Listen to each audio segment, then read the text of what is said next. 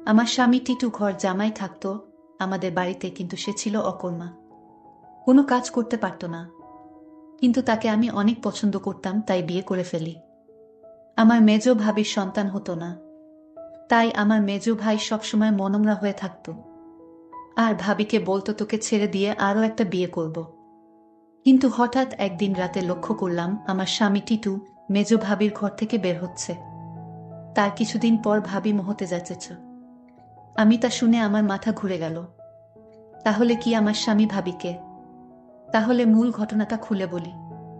মাঝরাতে পানি খেতে উঠে নিজের স্বামীকে মেজ ভাবির ঘর থেকে বের হতে দেখে চমকে উঠল দিবারা। মেজ ভাইয়া 4 দিন হলো ঢাকায়।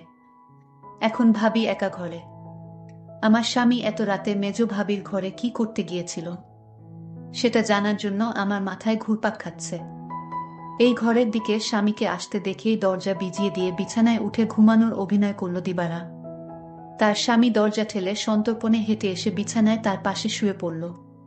দিবারা এই বাড়ির মেয়ে, তার স্বামী ঘর জামাই। দিবারা জানে কোনো রকম অপরাধ করলে তাকে সহ তার স্বামীকে এই বাড়ি থেকে বের করে দিবে ভাইয়েরা। তাই এই ব্যাপারে আর কোনো কথা বলে না দিবারা। পরের দিন সারাদিন মুখ কালো করে রাখলেও তার স্বামী টিটুকে এই বিষয়ে কিছুই জিজ্ঞেস করে না সে।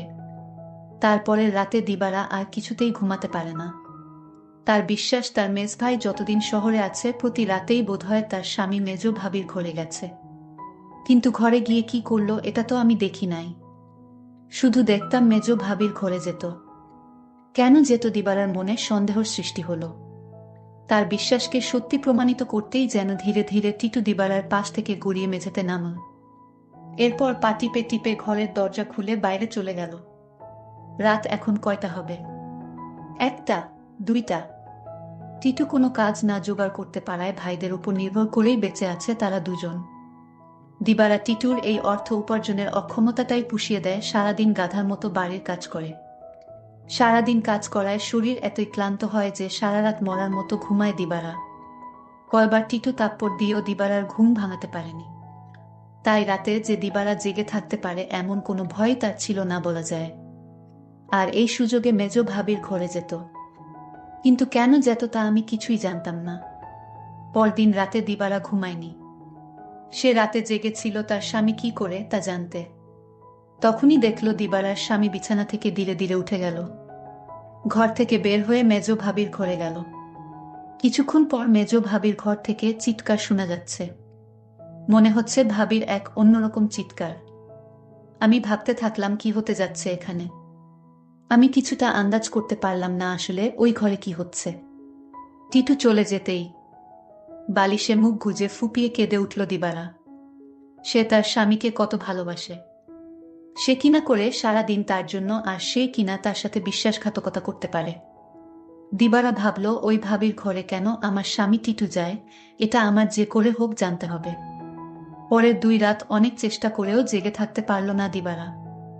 সারাদিনের কাজের ধকলে এতই ক্লান্ত থাকত যে মাঝরাত পর্যন্ত বিছানায় শুয়ে জেগে থাকা তার পক্ষে অসম্ভব ছিল।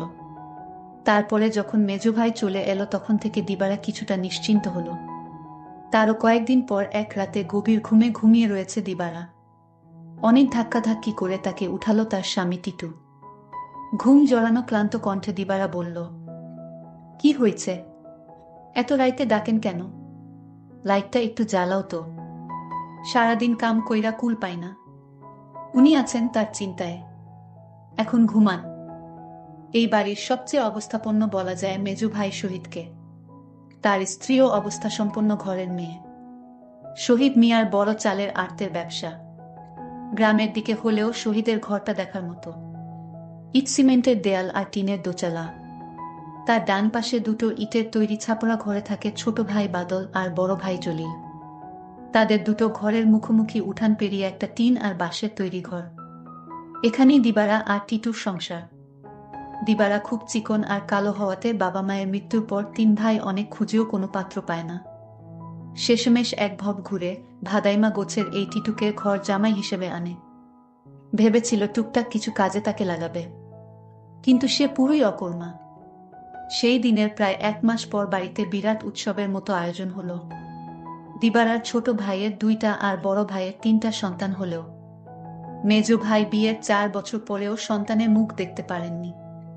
মেজ ভাই আরেকটা বিয়ে করবেন কিনা এটা নিয়ে চিন্তা ভাবনা করছিলেন। যে স্ত্রী তাকে সন্তানের মুখ দেখাতে পারবে, মেজ বউকে তাহলে এই বাড়ি ছেড়ে চলে যেতে হতো। ঠিক এই সময়েই আনন্দ সংবাদটা পেল সবাই। মেজ বৌমা হতে চলেছে। মেজ ভাইয়া আর ভাবির আনন্দ দেখে কে। এই উপলক্ষেই এই উৎসব আয়োজন। দিবারা যখন আনন্দের সাথে টিটুকে এই খবরটা দিল তখন সে সামান্য একটু মুচকি হেসে বলল, ভালোই তো। শুনছিলাম কোনো ফকিরের কাছ থেকে পানি পড়া নিচ্ছে। ফকিরটা কামেল। সেও কি যাবে নাকি সেই ফকিরের কাছে? কোথায় থাকে সে? যেখানেই থাকুক, তুমি যাবে কি না সেটা বলো। দিবারা বলল, আমার দরকার নাই। আমি সবই বুঝি, তুমি ভাবিরে ফকিরের কাছ থেকে পানি পড়া এনে দাও, এটা তোমার বানানো কথা। এটা আমি বিশ্বাস করি না। দিবারা আরো বলল, আমি একদিন তোমার এই রহস্য খুঁজে বের করব। আর যেদিন তুমি ধরা পড়বে সেদিন বুঝতে পারবে তোমার কি অবস্থা হয়। টিটু তখন বলেছিল, তুমি আমারে বিশ্বাস করো না। দিবারা বলল, করি, কিন্তু তুমি তোমার প্রতি আমার বিশ্বাস দিন দিন উঠে যাচ্ছে। যতদিন পর্যন্ত আমি জানতে না পারবো তুমি মেজ ভাবির ঘরে কেন যাও, ততদিন পর্যন্ত তোমার প্রতি আমার আর বিশ্বাস হবে আর হবে না। দিবারা এই কথা বলে ঘুমাতে গেল। তার স্বামী টিটু তার সাথে শোয়া ছিল, কিন্তু হঠাৎ করেই দেখল তার স্বামী বিছানায় নাই। তখন দিবারা চিন্তা পড়ে গেল, আজও চলে গেল। ভাবির রুম থেকে এক প্রকার চিৎকার আসতে শুরু করলো। আমি কিছুই বুঝতে পারলাম না এটা কিসের চিৎকার। মনে হচ্ছে মেয়েলি কণ্ঠ।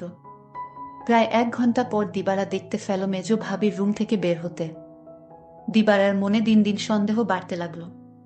তারপর দিবারা ভাবল, একদিন আমি জানালা দিয়ে দেখব তারা কি করে। দিবারার স্বামী দিন দিন দিবারার প্রতি কমে যাচ্ছে। কিন্তু আজ 2 দিন যাবৎ দিবারার স্বামী মেজ ভাবির রুমে যাচ্ছে না, সেটা লক্ষ্য করল দিবারা।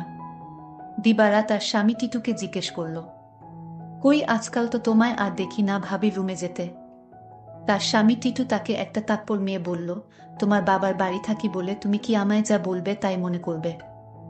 সবকিছুর ভিতর শুধু কি তোমার অধিকার আছে, আমার নেই? এর মধ্যে হঠাৎ খবর আসলো মেজ ভাবি মা হতে চলেছে। দিবারা সেটা শুনে থমকে গেল, কারণ মেজ ভাবির স্বামী মানে আমার মেজ ভাইয়ার তো সমস্যা ছিল। তাহলে কিভাবে সে মা হতে চলল? আমার মাথায় কোনো কাজ করছে না। আমার মনে সন্দেহ হতে লাগলো। দিবারা তার স্বামীকে বলল, আপনি এখন আর দেখি দিবারার রুমে যান না কেন? কখন কি করব সেটা আমার ব্যাপার। যাই হোক, আমি এবার অপেক্ষায় আছি কখন আবার আমার স্বামী তার রুমে যায় সেই প্রতীক্ষায়। এর কিছুদিন পর তার স্বামী টিটু ভাবির রুমে গেল। তারপর আমি জানালা দিয়ে যা দেখলাম তা দেখে আমার চোখ ছানা বড়া হয়ে গেল। দিবারা এই দৃশ্য দেখে সে বিছানায় শুয়ে কান্না করতে লাগলো। ঠিক তখনই আমার স্বামী টিটু আমার রুমে এসে পড়ল আর আমায় বলতে লাগলো, আরে শাহানা, লাইট জ্বালাও না, দেখ কি দেই। বিরক্ত হয়েই বিছানা থেকে নেমে লাইট জ্বালালো দিবারা। তারপর চকিতে এসে বসল। টিটু তার সবগুলো দাঁত বের করে হেসে পাঞ্জাবির পকেট থেকে এক জোড়া চুড়ি বের করল। আরেকটু কাছে আসো, পরায়া দেই।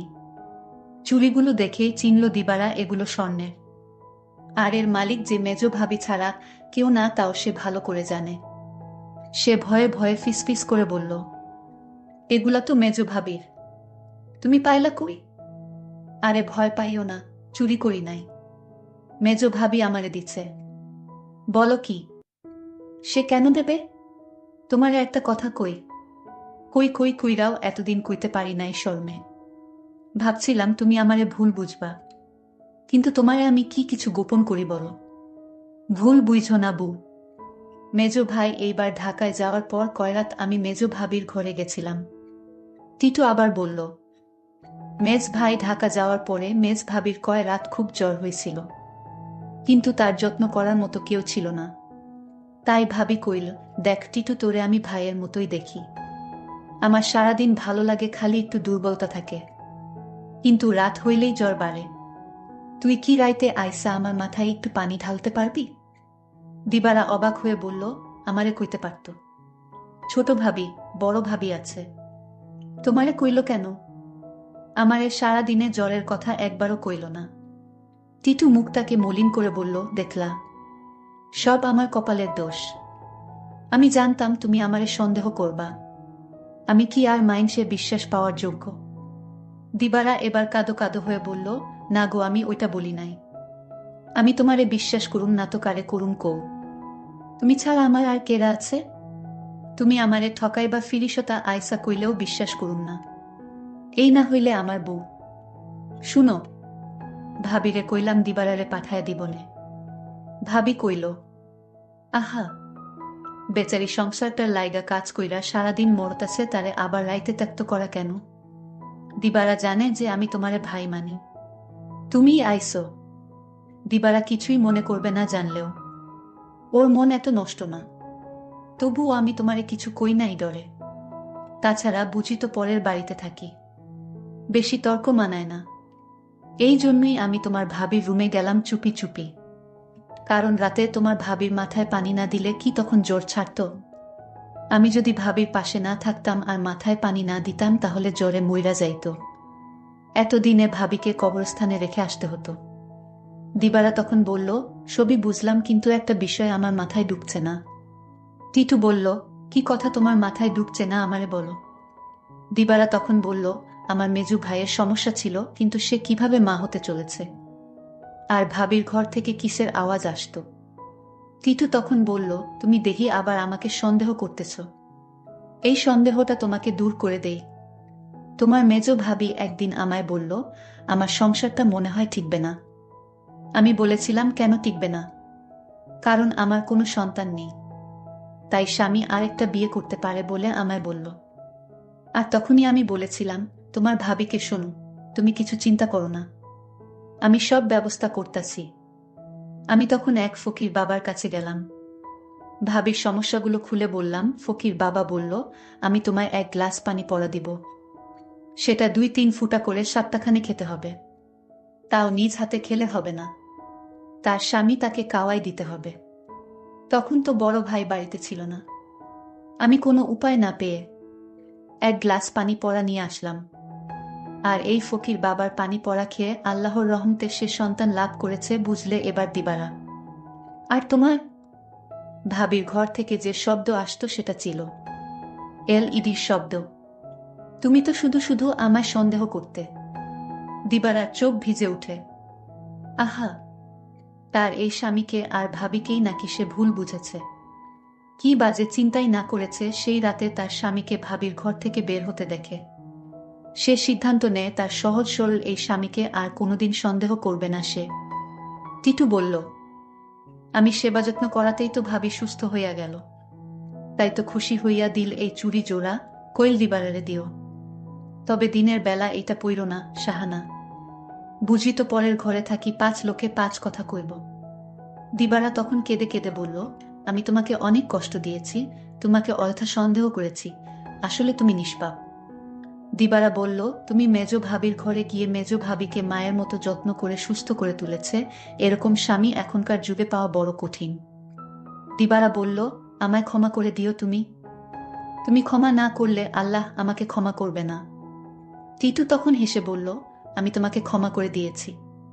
বন্ধুরা, আজকের গল্পটি কেমন লাগলো তা অবশ্যই কমেন্ট করে জানাবেন, আর এরকম নতুন নতুন ভিডিও পেতে আমার চ্যানেলটিকে সাবস্ক্রাইব করে পাশে থাকবেন। ধন্যবাদ।